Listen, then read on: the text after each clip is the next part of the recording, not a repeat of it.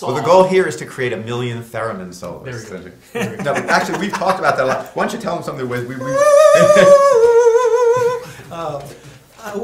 talked about, you know, the idea of how we're going to have other choirs do it. You know, the things we're going to send out.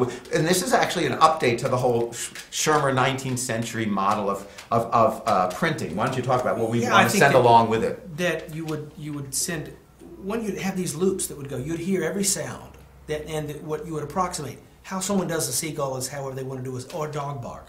But I can teach you how to do a dog bark, not by ruff, ruff, like that, but you inhale. So it sounds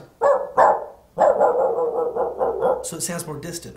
That's easy. But we're going to have a video clips. We can have video clips that we're going to send with the piece, so that every chorus will get the Fred Newman training course in how to make all these sounds. We got to hear it first. You just hear what, and then you approximate. You do your in among. If you can get, I'm not sure how many people will ultimately have, but between 30 to 60 people, that of those, there's somebody who can bark like a dog. There's somebody who can do a seagull. This is got, or maybe they. You do different ways, but you'll find your own seagull in there, and your own, you know, those, right. Yeah. But also, you know, once we've done the first performance, that will be a document. You know, one of the other interesting things is that these days, you know, it used to be in the 19th century, the prime document of transmission was a printed piece of paper, a score. But you know, now one of the documents for this piece will be actually the first performance. So that tape and hearing what we do will actually be what the next group will get. And then also Fred's addendum, which will be each sound that's used, a description of how to make that sound, and an actual sound. When first Fred sent me the first stuff, he had an MP3 file embedded in a Word document, and each sound was titled, and you could literally hear that sound. And there's a description of how to make it. So that's a whole new concept of what you send as a piece of music. And I love that idea that it sort of expands. But it's not unlike your book. Yes, your book is online, so you can go in and hear the music. Go in and actually hear the music. So I think that the fact that if you have this piece, you can adapt it to your town, change the names of the stops, right. And it's the same. It's the same bus sounds wherever you go. I mean, right. Even Europe, you change the. You change the sirens. That's all you change. That's the only accent that changed. The rest of the sounds are the same. But I think it could be adaptable, but.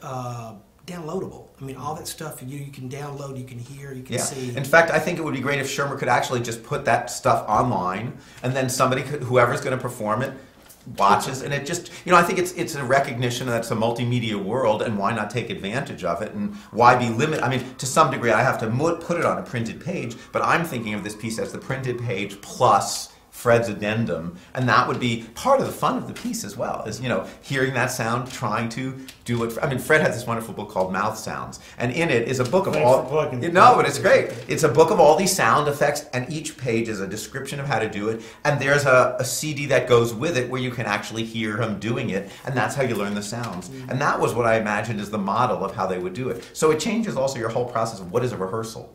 I mean, the first rehearsal is a series of, here's the 50 sounds in the piece, let's learn how to do the dog bark, let's learn how to do the cell phone ring. And we did a sample. We did sort of a trial. It was kind of tryouts with people in the choir. See what the choir could do. And I took them through a lot of different sounds. We tried something throughout a lot. You got to sort of get it down to essence. What really is the key sounds that are reproducible that you could do. All right.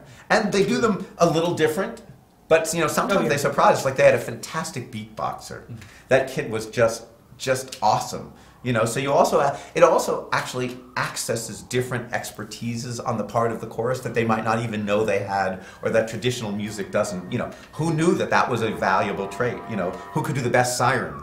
You know, but there it is. And that's the other thing. You know, they'll notice it more. I'm telling you, it makes you really sensitive to the environment you're in. So I think it's going to be fun. Where, you know, I'm at the annoying phase where I have to actually figure out how to put it down on paper at this moment. You know, but the whole thing has just been fun. And whatever I guess was hard for us is really what was fun for me of the project. Because you know, writing a 3.5-minute choral piece is something I've done many times. But this kind of working relationship every single step of the way was something I had never done, from, you know, downloading the kind of program I'm writing from, learning how that program worked, working with Fred. Every aspect of it is something new, but that's the fun part, and it will be a completely new experience for the chorus. They've never done anything like it. So I think it's been fun. Well, you have one foot in another century. And I mean, actually, Yeah. like 2 or 3 centuries back, Yeah, right. that you have a foot there, Right. that you're pulling through this. And I'm just, a country kid that made sounds because I had too much free time as a kid. And I took that to New York City, the same sounds are, I'm still doing the same thing. But you put that sort of folk thing with this sort of tradition of written down Right. choral music. It's really interesting. But also add in really 21st. I mean, you have a foot in the folk, but you also have a foot in the ultra I'm a geek. 21st I'm a bit of a century geek. technology stuff, because the actual programming that you're working with is completely up to the minute right Yeah, now. that's good. So it's a real merger of old world composition on a piece of paper with a pencil, folk tradition of making sounds, but a 21st century technology version of those sounds, and putting the whole thing together. You should be a spokesman. I'm telling you. If the music thing doesn't work out, That's right, I'll be your absolutely. spokesman. That's- I'll be your spokesperson. But yeah, so that's basically the context for it. So we'll see how it all comes out. Let's go to First Avenue. Mommy, look, a flower show. Is that seat taken? Your umbrella's in my back. Hold on.